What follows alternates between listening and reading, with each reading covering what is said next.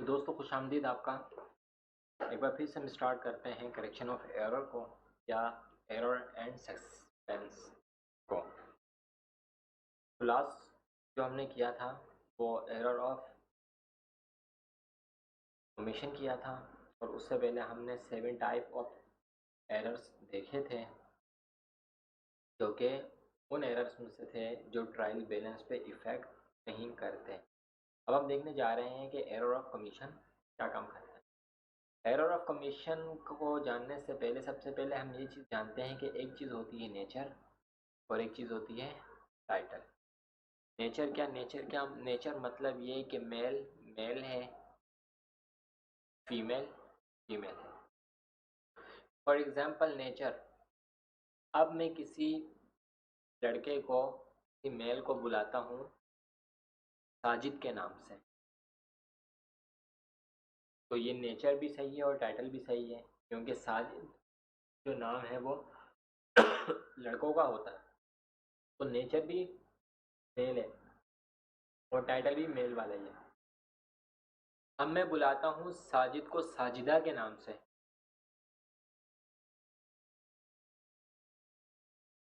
साजिद को बुलाता हूँ साजिदा के नाम से, तो अब उसकी जो नेचर है वो तो मेल है लेकिन उसका टाइटल क्या हो गया, फीमेल वाला, यानी कि टाइटल उसका हो गया अलग। इसी तरह से फीमेल में भी किसी फीमेल को बुलाना लड़के के नाम से, साजिदा को बुलाना साजिद के नाम से, तो नेचर तो उसकी फीमेल है लेकिन उसका टाइटल क्या हो गया, साजिद हो गया। अब ये सब हुआ गलती से, ये सब हुआ गलती से।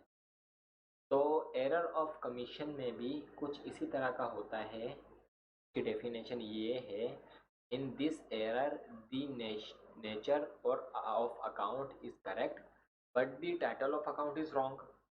क्या मतलब ये है कि अकाउंट की जो नेचर है एसिड, एसिड को हमने एज अ एसिड ही रिकॉर्ड किया है लेकिन का टाइटल चेंज कर दिया। जैसे इक्विपमेंट थी, हम इक्विपमेंट हमारा एसिड है और टाइटल उसका इक्विपमेंट है। अब हमने इक्विपमेंट को मशीन के नाम से रिकॉर्ड कर दिया, अब मशीन भी तो हमारा एसिड है लेकिन उसका टाइटल क्या हो गया, चेंज हो गया, मशीन हो गया।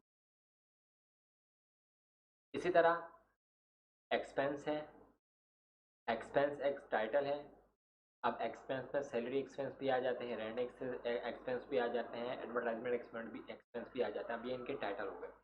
इसी तरह लायबिलिटी है, लायबिलिटी जो हमारा उधार होता, हमने जो उधार देना होता है, बैंक पे बिल भी हमारा उधार है और इसी तरह मिस्टर सी को जो हमने देना है वो भी हमारा उधार है, दोनों हैं उधार, लायबिलिटी है लेकिन टाइटल चेंज होता है।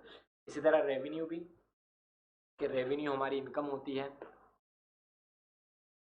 अब वो उस रेवेन्यू हमारी जो नेचर है उसको किसी और इनकम से बुला लिया और असल में वो नहीं था।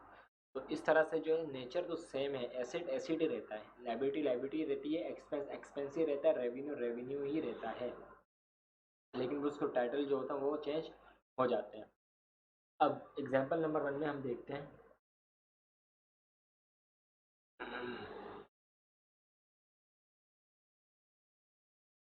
तो थोड़ी सी लाइन जो है हटा देते हैं।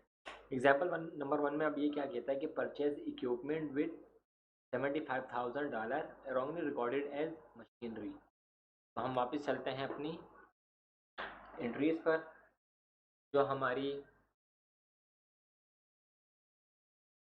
राइट एंट्री होनी चाहिए थी वो क्या होनी चाहिए थी, वो होनी चाहिए थी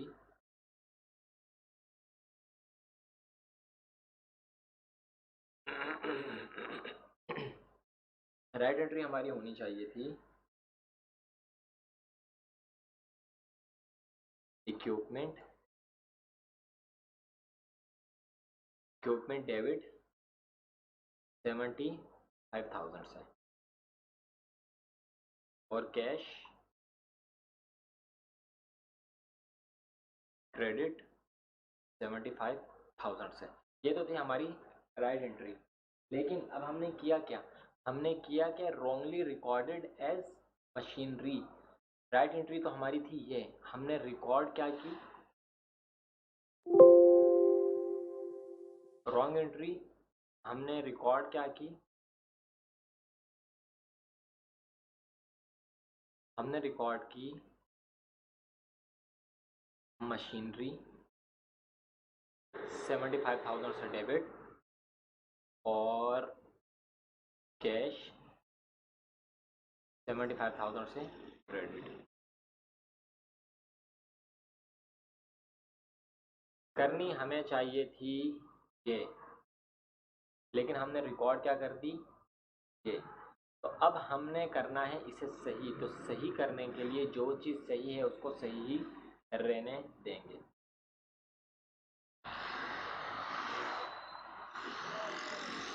जो चीज़ सही है उसे हम सही ही रहने देंगे। क्या मतलब, इक्विपमेंट तो हमारा यहाँ पे सही है, तो इक्विपमेंट को हम इक्विपमेंट ही रहने देंगे।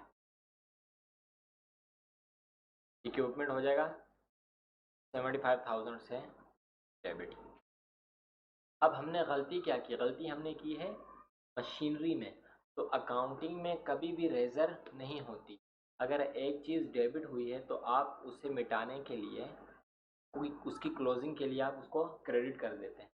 इसी तरह अगर आपने किसी चीज़ को गलती से क्रेडिट किया है तो आप उसे करेक्ट करने के लिए उसे आप डेबिट कर देते हैं। तो अभी हमारी जो गलती हुई है वो डेबिट साइड पे हुई है, तो इसको करेक्ट करने के लिए हम अपनी जो मशीनरी होगी उससे हम कर देंगे क्रेडिट 75,000 से। मतलब क्या हुआ, मतलब ये हुआ कि एंट्री हमारी बननी चाहिए थी ये इक्विपमेंट डेबिट कैश क्रेडिट 75 से, लेकिन हमने रॉन्गली एंट्री बना दी मशीनरी, मशीनरी डेबिट और कैश क्रेडिट। अब मशीनरी हमारे यहाँ पे एसेट है और इक्विपमेंट भी हमारे यहाँ पे एसेट है। मसला किसमें हुआ है, टाइटल में। इक्विपमेंट जो है अलग टाइटल है और मशीनरी अलग टाइटल है। अब हमने इसी एंट्री को सही करने के लिए हमने मशीनरी जो हमने यहाँ पे पहले डेबिट की थी रॉन्ग एंट्री में, उसे हमने यहाँ पे कर दिया क्रेडिट, तो हमारी ये एंट्री सही हो गई।